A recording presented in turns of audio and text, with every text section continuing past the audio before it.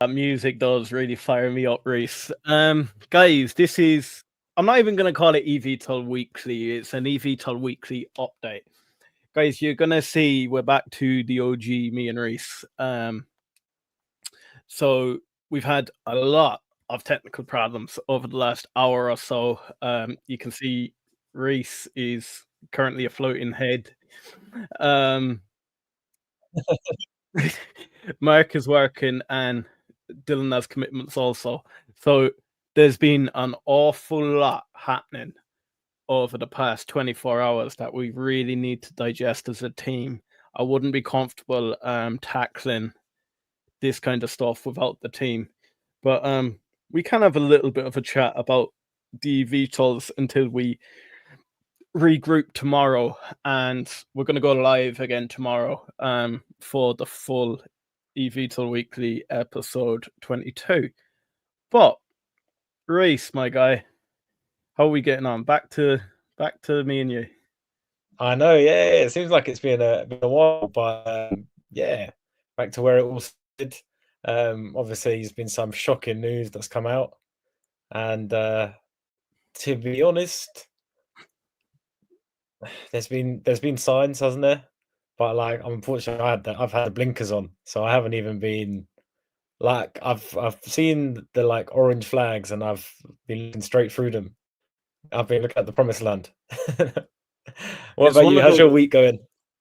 Do you know what? My week was going really well until I started diving, and the further down the rabbit hole I started diving, do you know what? I came back my tail between my legs. Bag of Holding will be absolutely delighted with Oh, this whole thing. Guys, if you don't know what we're talking about, I'm just going to be plain and simple.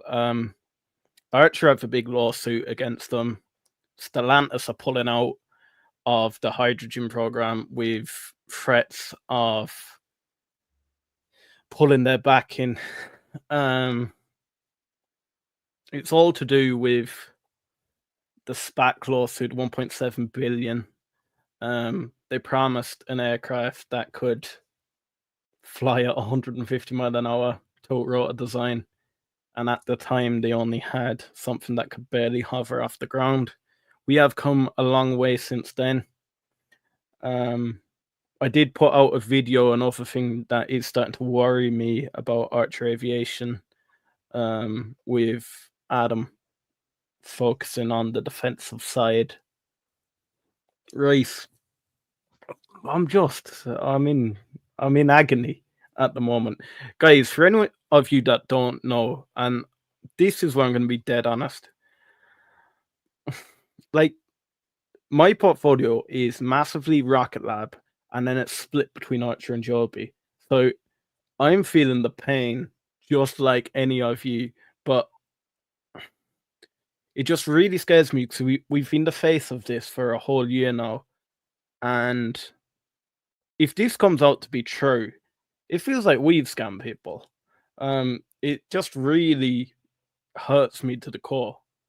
How are you feeling about the whole thing? shock would be the main part. Like, I think we knew all along that they weren't as far along their design as Joby, and that Joby were further ahead, but they were so good at packaging and selling you the dream. And like, you did come along for the ride, and like, genuinely, for the first maybe 3 months of this year, like I was starting to, I actually thought Archer were going to be the dominant force. And but that's the problem, that they were just selling you dreams.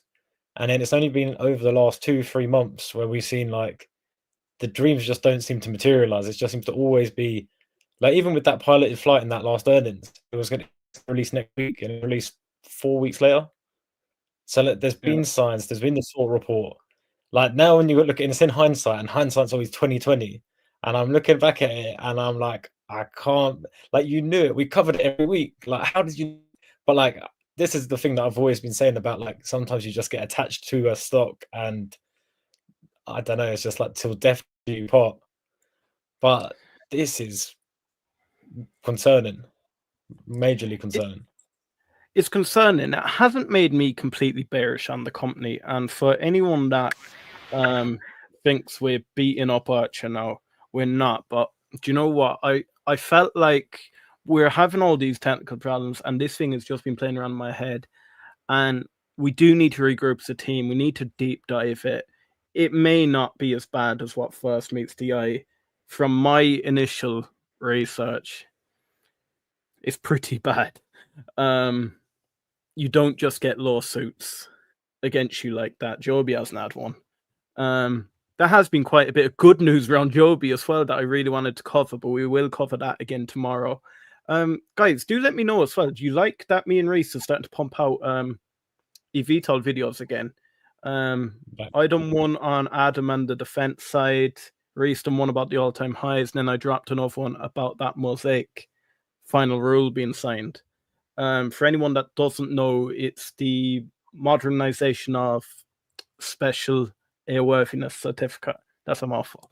And it's more or less going to let the likes of hobbyist pilots fly more heavy, powerful, faster aircraft. But it also has a bit in it about electric aircraft. And what's really good about the electric side of the aviation is if you're getting hobbyists having the ability to obtain their light aircraft license for really cheap, they're now able to fly where previously they were only able to fly one passenger. They can now fly 4 passengers, which is ideal for an eVTOL. Yeah. They can now fly an electric aircraft, which again, ideal for an eVTOL. And look, Adam has said with Archer that by 2030 he's looking at between 10 to 20 aircraft per city over the next 5 to 7 years. That's around 10,000 pilots you're going to need. And with 10,000 pilots, I doubt there's 10,000 pilots out there looking for a job at the moment. Whereas if these hobbyists can get it with their career, that's happy enough. Sort of like an Uber, yeah. Millville says, lawsuits are a dime a dozen, man up. I knew we'd get a little bit of hate for this, so do you know what? It is what it is. Vass says, I can never pronounce that word. Reece, you say it. Is it attritable? Yeah. It's the key to my heart. Key to my heart. I'm still holding about 3.57% of my portfolio. They always have a parachute of a buyout. I don't think this is going to be complete. I don't think it's going to kill them. No. I do think it will get resolved, but when you're trying to get an aircraft to commercialization, you just need a smooth runway. You don't need this extra noise in the background. We do know Archer have slowed down their PR recently. I personally thought it was because Joby are performing extremely well and they didn't have the type of news to keep up with them. But maybe they're just working on this in the background. The Culper report, we did dismiss, we did debunk it. But then reading back at the first line of the Culper report, do I have it here? I'll share it on the screen. The first line of the Culper report says they're sure Archer Aviation, as the firm believes that over the past 12 months, Archer has systematically misled, deceived, and outright lied to investors. Now, we could say the Culper report may be right in this, but they have said there over the past 12 months. And I think they're more or less referring, this whole lawsuit is around the SPAC, around the 1.7 billion. This would have been around 2021, so it wouldn't have been within the 12 months. Now, if another lawsuit comes out within the last 12 months, I think we are toast. If they came out and found them as guilty, I just... That would be... I don't even know what I would say. unfortunately for them, like if you keep over promising and under delivering, like the chickens will come home to roost. That's the sort of like view I'd have on it, and that's the like I feel like they've done it now a few times, but maybe I'm just being a bit reactive now. Kind of just come off a high with Joby, and now you're like seeing this, and I'm just slightly in shock. Really, I felt like that it could have been a good week all around. Because I did think that the fact that Joby were up, we were just going to see the high tide rise all boats. But yeah, fucking no chance. Like, what does really scare me with this? So they've done that previously, but then we've said, Adam said in his last earnings that the pilot of flight would be out next week, and then it was pushed back enough for a few weeks. And then Adam came out in a recent interview, and he has now said that defense could be the central part of the business for the next 10 to 15 years until the air taxi business takes over. Now, what does worry me about that is people are investing in you as an air taxi company. You've now spawned defense into it, but which everyone is happy about. I'm delighted about. Yeah. But you can't turn it into a defense company because that is literally like the Hustle Brothers coming to you now saying we are an Evtol channel. We're all about investing in Evtols. People spending their hard-earned money for it, and then us turning around tomorrow and saying, right, do you know what? Let's sack off investing and let's go and be a football channel. Because commercial air taxis is completely different than having a main business of a defensive project. The defense industry is completely different to that. I don't mind playing between the two, but he's now saying we're going to pivot our whole business and go, this is now going to be the center, and the air taxi is going to be on the sideline for the next 10 to 15 years while we ramp up. It's kind of one of those as well that I don't know if it's preempting for the earnings call where if he doesn't want to order anything, he doesn't want to answer anything, he'll just say, well, the defense, because it's defense, it's secretive and it's private information. Because I remember in the last earnings call, there was a lot of dodging and diving and like swerving questions. And that's the only thing that would be a bit of a concern for me. That like if he's going to say, well, we're just going to defense now, I basically don't want to answer any questions on where the design is with the air taxi on, because that's going to be 15 years away. Like, as far as I'm concerned, you should be still plowing through with both. Like, it's still going to take years to get the air taxi service like fully operational. Yeah. And then, wait, I've missed one there. Jess De Silva, what's up? Jess, you seem to be coming to an awful lot of our lives, so thank you as always for the support, my guy. Sorry, Brova, I actually don't know how to pronounce your name. Mixil Phil, is it? SPACs aren't kosher. Joby had one as well. A Joby shareholder can easily file a lawsuit tomorrow on their production output forecast, but they haven't. Dylan Rogers, good thing there's an earnings call to get some news for Archer in just a few weeks. And the thing is, that could all come out in the wash then. If Adam has a answer to this, I'm relaxed again. We know in Rocket Lab, when they had the short report and they said there's no water at Wallops, it was only 2 days later their earnings report was, and Peter came straight out in the earnings report and said, don't worry guys, there is water. It was only a bit of a joke of a statement, but he did put investors at ease. What does worry me, that Archer never came out and actually addressed the short report, because surely if you have something that bad out, wouldn't you want to prove them wrong? But look, maybe they have other things they're working on. This is not beating up Archer. I know, Mixel, Phil, you think we're really trying to beat up Archer.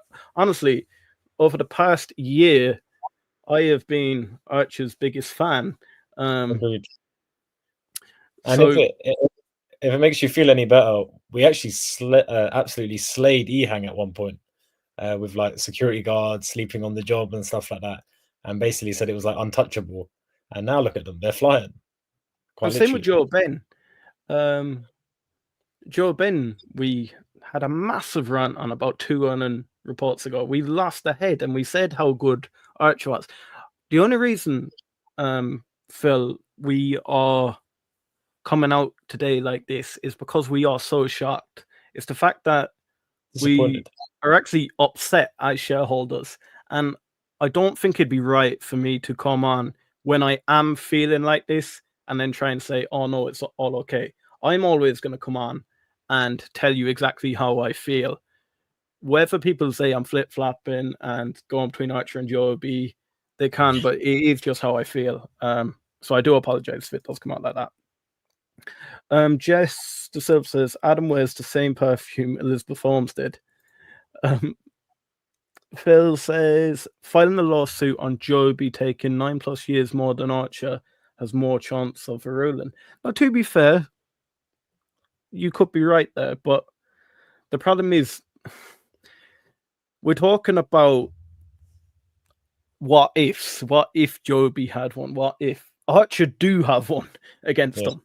And that is what worries me. As an Archer shareholder, that is what worries me. As a Joby shareholder, the risk of one doesn't worry me.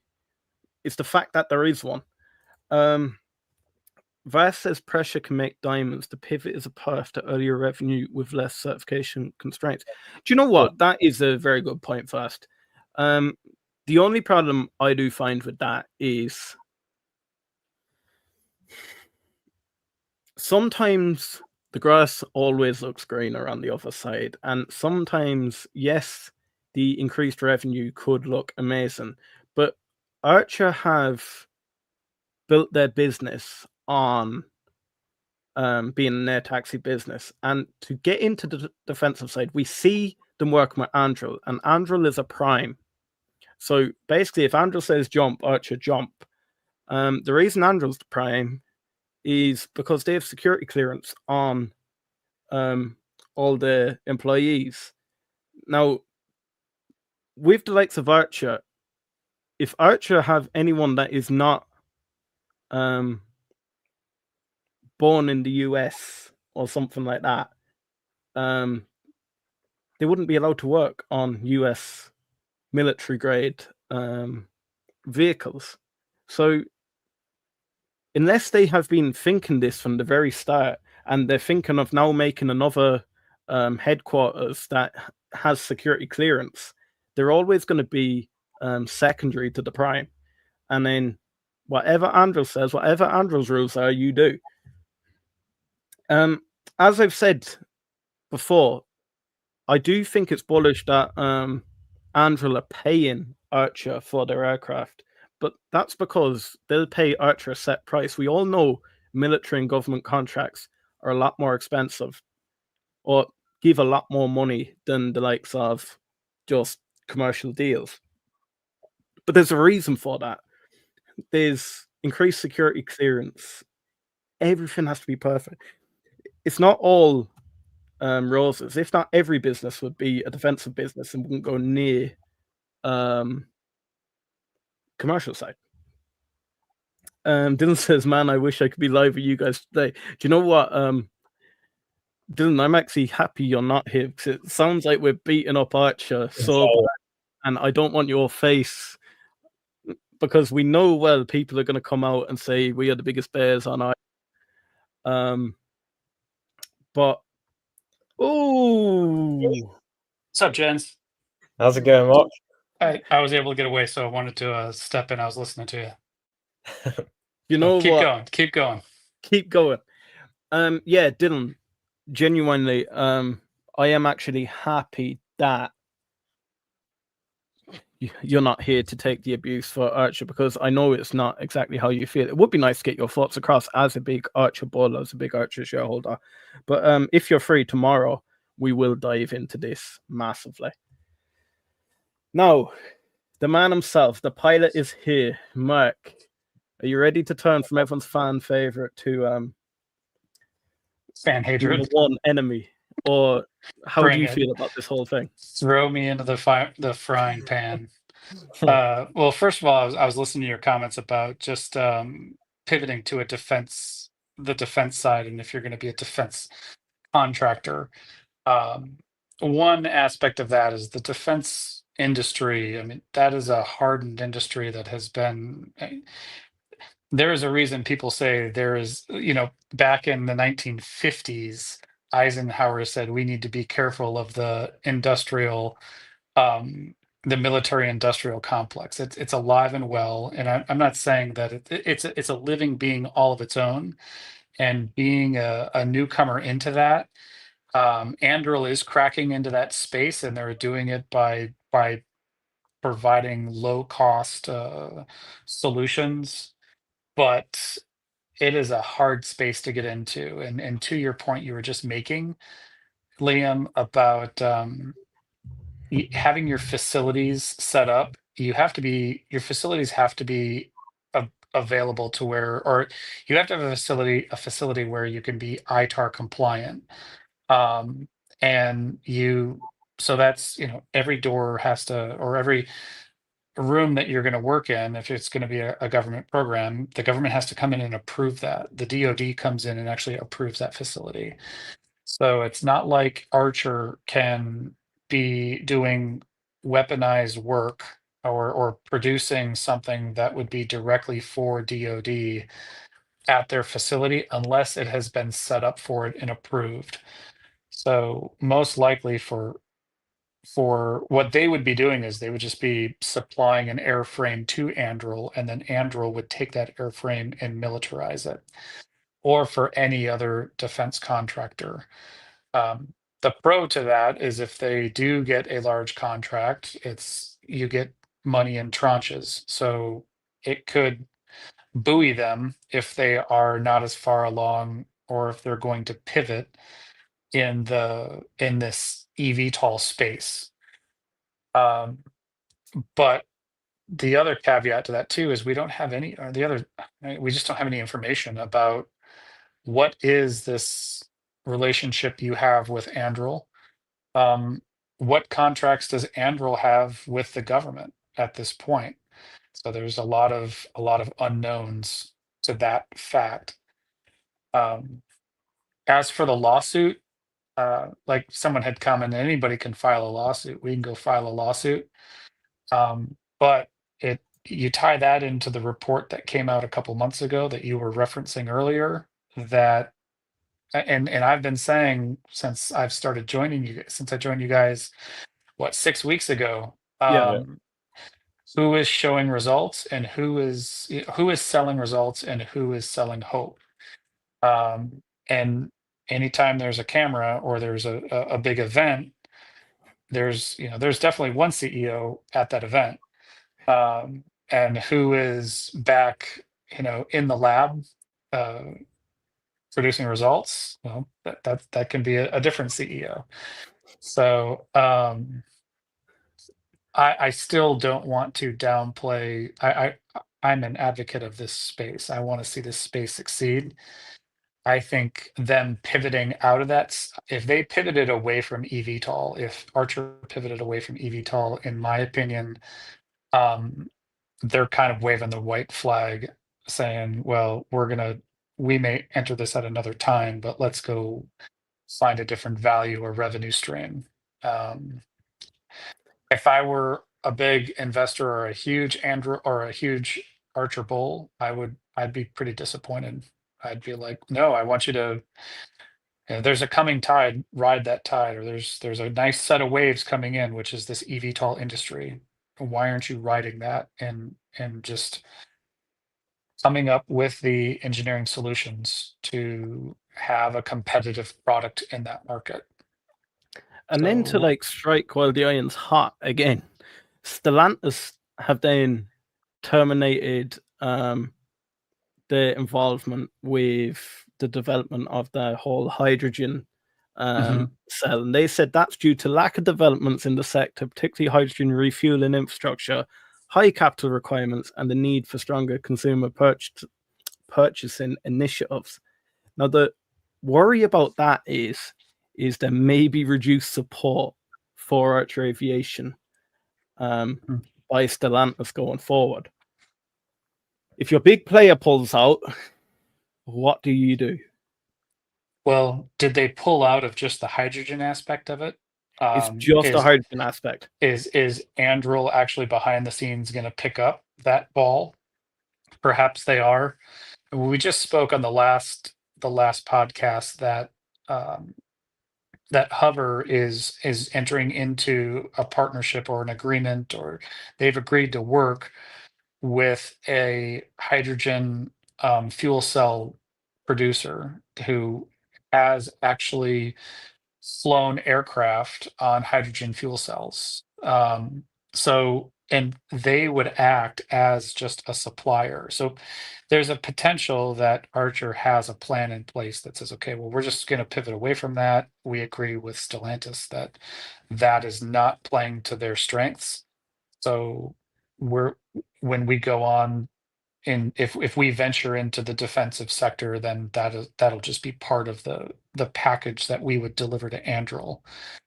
And potentially in parallel, they're still going to develop the all electric. There's a lot of work.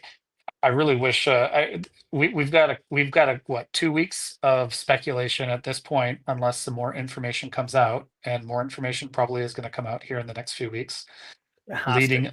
leading up to the conference call. And you know, Adam's going to have to answer a lot of these questions.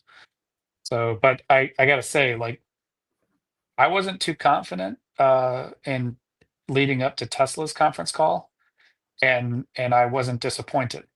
Yeah. And I But that's kind of have the market may not react too much, even if they have a negative conference call. If they've priced this in, it may just sit where it is. Now, for Archer.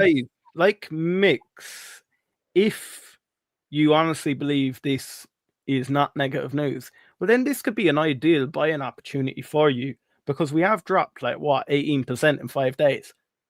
We are still quite high though.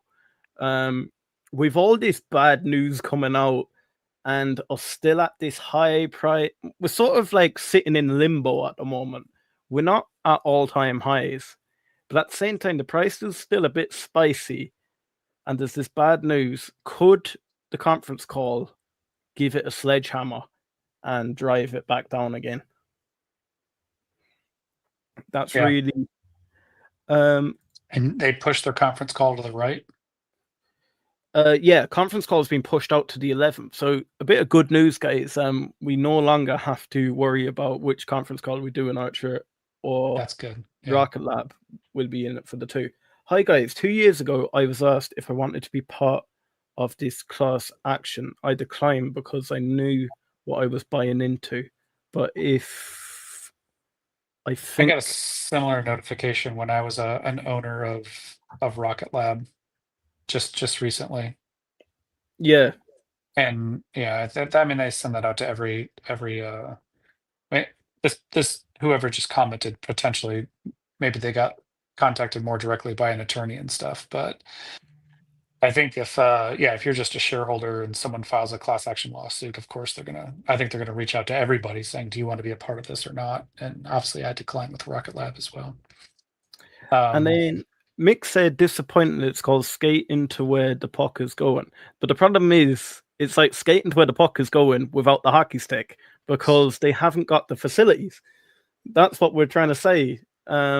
If not, they're just going to be doing as they'll basically be a subsidy of Anduril. If they just go fully, right, this is going to be defense for the next 15 years. And they're not really going in. It's not a position of power that they're going into the negotiation with. If they're basically saying that, yeah, we're not doing eVTOLs, we're just doing defense, Andrew will give us a contract. You're not coming as like, whereas when they were doing the air taxi service, I felt like they had a bit more buying power because it didn't look like they were so reliant on the defense sector. Now I don't know how the defense contract works. Maybe it's just a deal at a high level, but if I was the other half of that table and I seen that they were more desperate than before, then that deal has come down in price 100%. Well, I actually pulled out a post earlier on today, and it's the exact same thing you're saying there. Rocket Lab done a 90% discount for reaction wheels, and we're presuming it's to Amazon. Now, the reason they done it at 90% is because they needed the capital and they need proof of concept. But I said, as the constellation grows out and in 7 years' time when they need to replenish, Rocket Lab aren't going to go back in with a 90% discount because there'll be a bigger entity then. But the problem is here with Archer, if they pivot away from Evtol and you are now just doing as Andrew say, Andrew can pick and choose how much they want to pay you going forward. Or if they want to go with you at all. Yeah. And then Yeah. if they don't go with you, what are you doing? Yeah. Well, I think, again, it's all speculation at this point. But let's look at the results. Look at the results of both companies compared to Joby and Archer. Joby's delivered aircraft to Edwards Air Force Base. You know, the Air Force themselves are doing testing at their test facilities. Typically in a normally how it works out with Lockheed Martin, when you develop the aircraft at your own facility, and it is not until you are very far along that you actually deliver a flying aircraft to the test facility, and then they take it and have their fun with it. So that in itself says how far along and how confident Joby is with their entire development program. Has Archer delivered to the government? Is the government testing? I'm not certain if they have delivered any of their aircraft. It was meant to be a delivery. I don't know, has it been delivered yet? Yeah. So, I mean, that in itself could be just a telltale sign of how far along are they with eVTOL or just the craft itself. Or you gotta remember, you start out with an overall design concept, and you're looking way out into the future of, you know, what this aircraft is going to be, and then you start going down that road, and you make critical decisions of just the concept of how it's designed and put together. Look at Brandon, and when Brandon explained when they you know, their configuration for hover, and Brandon said they went through multiple iterations of their wing design until they came to a ducted fan where the wing slides forward and aft, or, you know, the wing opens up and closes. But before they got to that point, there was a lot of decisions that were made, and I'm sure there was a lot of, well, is this the better direction to go with how we're going to package this? Where I question, as the engineer that has worked in aircraft development for 25 years, is, has Archer gotten so far down the road and you have basically made a couple of wrong turns in your decision matrix of what is the best configuration? Perfect example, we've been debating for the last 2 months the 4-rotor or 2 rotors on the aft boom. Is that a systemic problem that they might not be able to overcome? Or is it a nothing burger?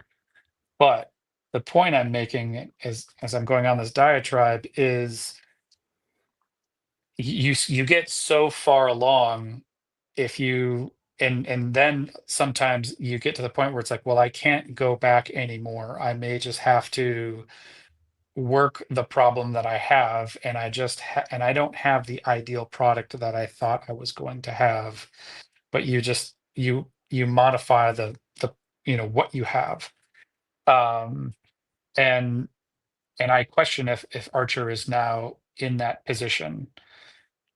You look at their demonstrators, I don't think they've converted yet with a pilot. When they went overseas, they just went up and hovered, and then they came back down, and they said that was more of just a PR thing because the potential customers wanted to see this thing in front with a certain landmark in the background. Well, okay, that's great for PR, and that's selling a lot of hope. But as an engineer and as someone who, you know, wants to see what is the overall use case, I want to see this thing with, you know, fully loaded of what you said it's going to be loaded to, So it'd be 4 passengers in the back and a pilot in the front, and a pilot take off. I wouldn't say put 4 people in it, but put 4 sleds of steel in it that mimics the people. So you are at your rated weight, your max takeoff weight, and go and fly this thing. Can it do it? No one has said yet. So And then vast CNC, there's beating down on the company and there's being pragmatic. We're here for honesty. If we wanted BS Hopium, there's plenty of other channels. Thank you so much, my guy. yeah. Mick says, Mark, does Joby's vertical approach have any merit on military defense orders? Without a doubt, they've already delivered 2 aircraft to Edwards Air Force Base. So the Air Force themselves are testing. Edwards is the test facility for the U.S. Air Force, and now they're delivering 2 more to MacDill Air Force Base in Florida, where CENTCOM is located. So these aircraft are already being tested and evaluated by the military. So you have, these test facilities report back and to the rest of the Air Force, and they can say, well, we now have these capabilities with these aircraft. Let's buy more and immediately implement them into the fleet if need be. I don't know if you'd want to be mounting, mini guns on a Joby. But there are all sorts of other use cases for the military. When you're fighting a battle, you have to get everything up to Reload the miniguns. That's right. Yeah. So, or it can easily be a medevac or something. So again, I would, and I think Joby is a lot further along where you could see a USAF order saying, yeah, we're gonna make a commitment to buy 100 of these. Well, that 100 times 5 million a piece, that's $5 billion. So that's right, $5 billion. So no, it'd be 500 mil. I don't know, I'm an engineer, so my math isn't good unless I got a calculator in front of me. So but yes, I think there is going to be 2 arms. You're going to see the EV. I'm sorry, the light just went off. There's going to be the eVTOL case and Joby has all along wanted, that has been their primary goal. But again, if you go out into the middle of the forest and you develop a brand new weapon system all by yourself, the government is going to build a road to your home. So, and it's how it works. Mick says, makes no sense. Why does military want non-proven components? But if you go along that theory, well, why would they want an eVTOL in the first place? Because it's a non-proven craft yet. But they are proven components. It's not necessarily an unproven component. It's the potential of the use case. Oh, look who showed up when I bet you will be happy with this episode today, my guy. A guy on Reddit posted the military flight info of Joby's longest flight were 9 minutes. A guy on Reddit. If he comes to the channel and he wants to talk about it, no problem. Mix, when did Joby start? Or when did Archer start versus Joby? But yeah, we can say that. But I could go tomorrow and start an eVTOL company, and I would have started after Archer, and I'd be ahead of race. But I'm still nowhere. Like, it doesn't mean anything. Stockpiling Archer, no mad sign. Look, if you think it's a dip, we're not beating on Archer. I think you think we're just anti-Archer. I think if anything, any of the Joby guys can jump in here and let me know if I'm wrong. But I think we have been more pro-Archer for the last year than we have Joby. And now we say one bad thing about Archer and we're the worst thing going. So I don't know. Derek says Joby's better than Archer. Dylan, great shot. And Dylan knows we're not just Archer bears. Dylan's the biggest bull on Archer Aviation. I would love to have him here. In one way, I am quite happy he's not here because I don't want your face being put on something the same way Job Archer bears. Reece, were you about to say something? No, yeah, no. I think it'll bring some good balance to the. It'll give us the other side of the argument, or the other half of the coin. I think at the moment it does feel quite negative in here, and And unfortunately, I'm not against Archer. I'll go on and say I'm not against Archer. I'm just against BS. Yeah.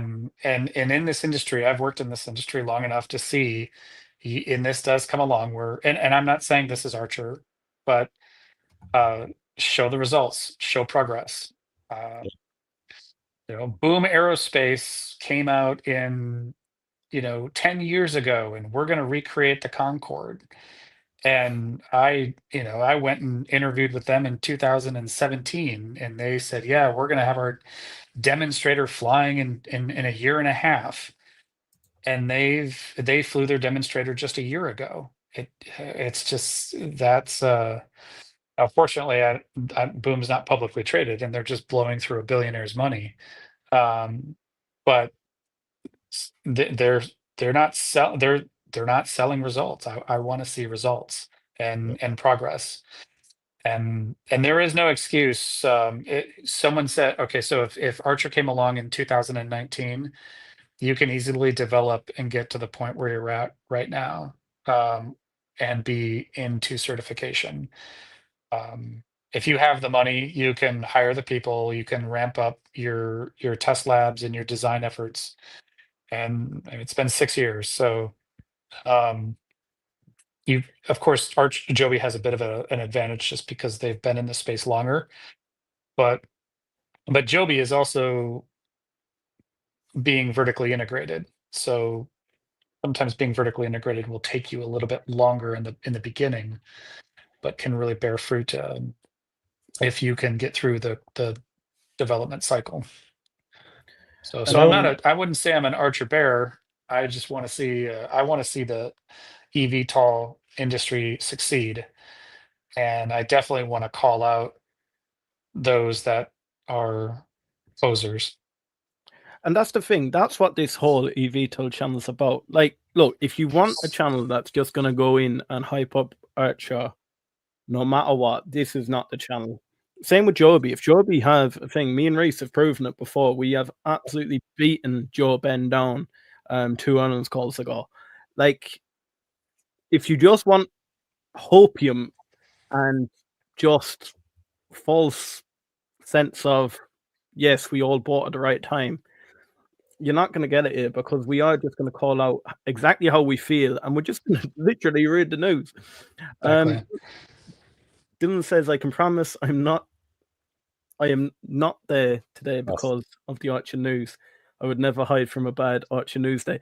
And guys, to be honest, Mark didn't know I was going on to talk about this. Dylan definitely didn't know I was going on to talk about this.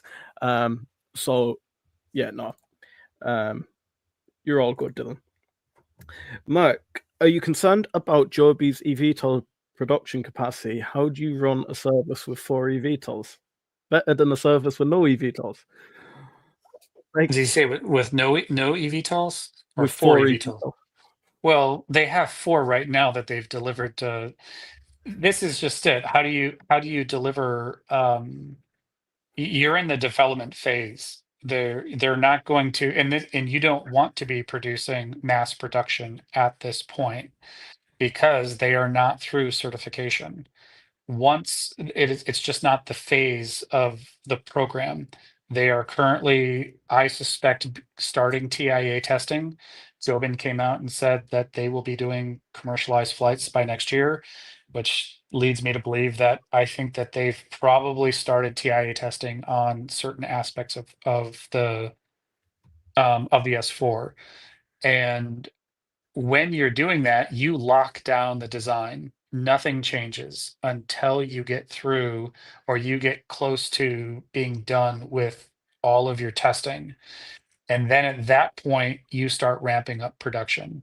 So and I mentioned this earlier on the previous podcast or a few podcasts, what I want to see on the next earnings call, and specifically in this earnings call and the next earnings call, is where is your CapEx going? Because their CapEx is going to show where the money will be spent for ramping up their production facilities. If they spend 100 million on CapEx in the third quarter or the fourth quarter, third quarter of this year, it's probably not going to say, yeah, you're ramping up to be a full scale manufacturing facility. If it's 500 million, it, if we really start seeing their CapEx rising, you know that they're serious about ramping up and scaling. I think they have the facilities to do it, and Joby did a really wise approach by developing their pilot line in California, and once they prove, and the FAA will approve that line, their line that they will then open up in Dayton, Ohio, will just be scaled. And all of that is a function of just, all right, we have 2 fiber placement machines that lay up our wings in California. Now we need 10. And that's going to be a function of CapEx that we will be able to see in an earnings call. So, but right now they're just not at that phase for it. It wouldn't be wise to do that, because if they went and created 100 aircraft right now, but then they don't pass a test, you have to go and retrofit all those aircraft, because those aircraft will be non-conforming. Yeah. And then Vas says, I still have a give a shit position for Archer, but I move them down into the bottom tier. ASTS is too juicy right now. Do you know what? It was actually Scott O that taught us about that give a shit position, where you put a certain amount of money that you care about into a stock to encourage you to do due diligence. I did put that up on X, and someone killed me and said, why not just do the due diligence before you put money in? But no, I can see exactly where you're going with that. And then Bag says, I didn't know Archer had bad news. I can't wait to rewind the stream. Yeah, Bag, I'm happy you weren't here at the very start, because you would have just been celebrating. Jorben said they will make a type conforming craft, then TIA testing. Did they make one? And then So a type conforming craft is what you take to TIA testing. In the very beginning of a development program, you make a company conforming aircraft, and you try to match that. You use that company conforming aircraft to try to prove what you want to achieve. But your type conforming aircraft is what you actually use for TIA testing, and you cannot change that design at all. You have to use, if you're going to change that at all, you then have to go and rewrite your certification plans. You have to go write all of your qual reports, and you also have to rewrite some of your and you have to rewrite your cert reports, because it's the certification reports that the FAA looks at when they test. So once you get into TIA testing, that's a pencils down. There are no more changes that should be happening. Now, with that said, you can have certain parts of the aircraft that aren't conformed yet, because you may not be testing that exact part of the aircraft. For example, it could be the software for, it could be like just maybe some of the pilot integration software, or potentially like if the airplane is IFR capable, you could still be developing that while you're doing other TC activities, because they're not directly related. But when it comes time to do the human factors portion of the TIA testing, you need to have all those, that software has to be locked down and it can't change. So it's kind of a, yeah, it's true. Like Joman's not lying. We have to do a type conforming, and then we'll do TIA testing. But I suspect that they already have their conformed aircraft. And then Phil has come in. Phil, do you know what? You're the perfect guy to have here. Phil, can you please tell Mixil Felix or whatever his name is? I am not an Archer bear. If anything, I have been pushing Archer harder than I have been pushing Joby. Phil is a big Joby ball. And it's not every day we do have negative news against Archer Aviation. But Phil says, I've read Joby as TIA, or had started TIA, I believe, at Let's Talk Joby. We'll be having Let's Talk Joby, and that's Travis Brock. We'll be having him on the show very, very soon, in direct communication with him. So, yeah, we will be having him on. But Phil reckons that Joby has started TIA. And I would suspect that they probably have as well. So it's not like the beginning of the Olympics where there's going to be fireworks and you're bringing your aircraft into the stadium and whatnot. TIA, it's sometimes a bit of a, it's an obtuse thing. It's technically just a form that you fill out to the FAA, and then the FAA accepts that form, and then they start scheduling their flight tests, and it's all a function of just scheduling it with the pilots that'll be flying that. So, And then go ahead. I want to give a shout out to Mixie Phil. Mate, honestly, you are really making this show tonight. We are not beating down on you. It's only just because you're responding back to us. We're talking to you. I absolutely love your input there. We are not bears, but I do love the interaction between us. Dylan could probably do it tomorrow night when we're on the stream. So if you could show up for that, he can have some back. And then Vast CNC says, my give a shit rule is for lower conviction bucket. Then Bag says, I think he said TIA flight testing after the conforming exists, so maybe the testing other stuff. Phil says, don't get me started, man. Like, Phil knows full well, we've had back and forwards before, but we all love each other in the end of it. Big shout out to Phil.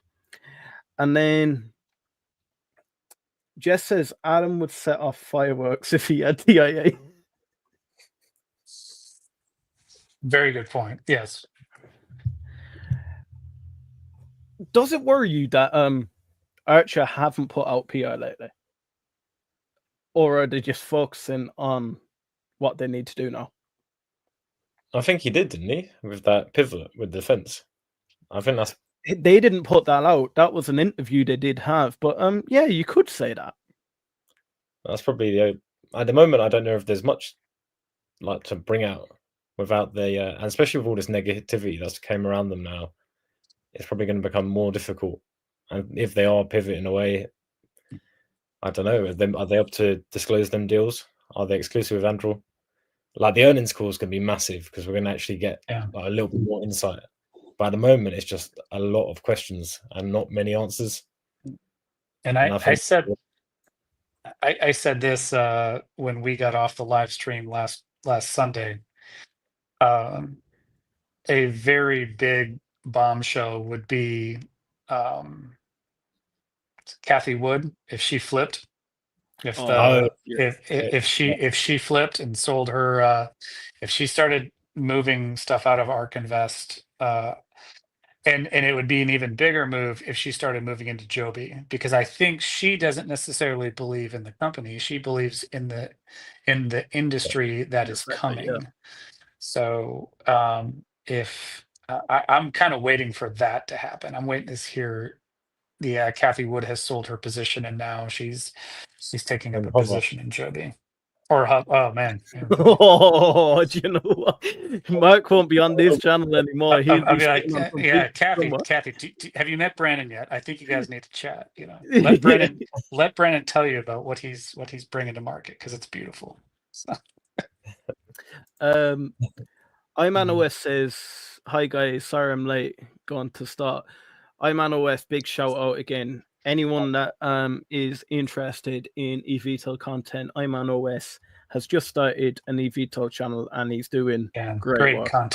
Great content. The flag. And then Vas says, Archer was one of my first position. I'll always have to put a toe in that hot tub. Do you know what? I think it really does sound like we're really beating Archer up. Like, I need to be clear here. I am still invested in Archer. I'm not trying to beat the stock down so I can buy more. But I haven't sold out of Archer. I haven't touched my position. Just to make that clear. When I first read that, it was worrying me a little bit, but it's all this. Bag says Archer hasn't submitted the plans for a conforming aircraft. They don't even know what they're trying to build. They're still at the starting line.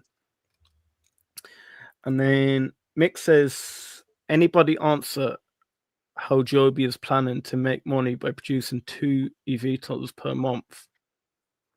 And that's just their very original ramp up. I think this is, you have to look at a 5-year outlook at this point. I think Joby in 5 years, and it will be unprecedented the amount of aircraft they will be able to produce in 4 to 5 years. But right now, yes, they're only producing 2 aircraft a month, or they're setting up their line to be able to do that. But with that said, they are putting all the planning in place to scale up, and I'm confident they will be able to scale up. But let's be honest, they are not going to make money, and they're not going to make money for the next few years. It's going to take time for them to get to that point. But if they get type certification, they will be the only one at the table taking the profits.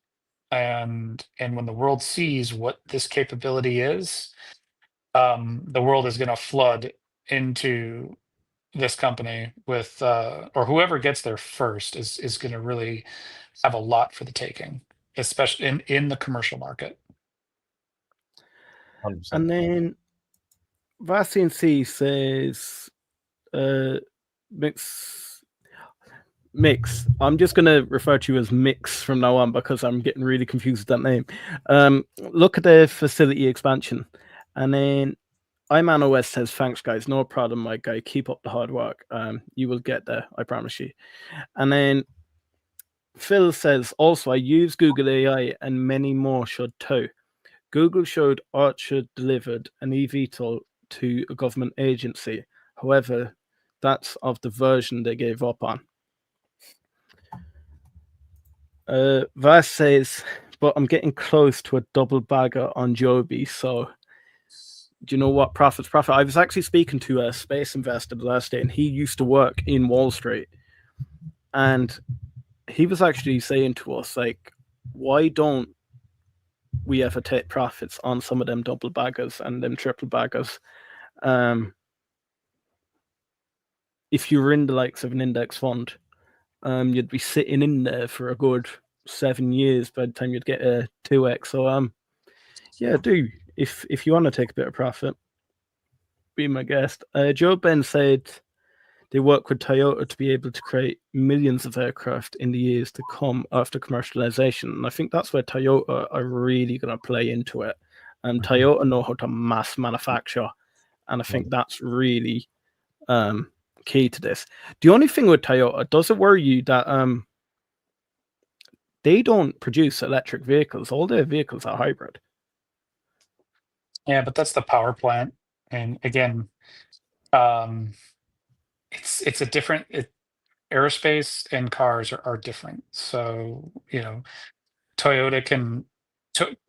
What you want with a Toyota or a Honda is their quality control processes, and being able to produce, having processes in place to be able to very quickly manufacture very, very high quality products. And that is really what Toyota is going to bring to the table. It wouldn't make a difference if it's electric motors or it's doorknobs. If they're they're teaching them how to set up to be a high quality, repeatable manufacturer. And that's really what they bring to the table. Plus, well, that and their enormous investment. Yeah. Gents, I'm gonna have to jump off. But Okay. I'll be around tomorrow with you all, and let's like do a deep dive into this. Yeah, I gotta get going as well. So yeah, Yeah, 4-hour drive ahead of me. that's all good. What we'll do, we'll reconfirm tomorrow. Mix, sorry if it felt like we were picking on you today. I promise you we haven't. We'll probably be back tomorrow being bullish on Archer. My guy. Anyway, guys, my name's Liam, one of the host bros here. Here my good partners, Reece and Mark. Guys, yeah, make sure to bang that subscribe button and then hit the like on your way out. Thank you so much for coming, and we'll see you tomorrow.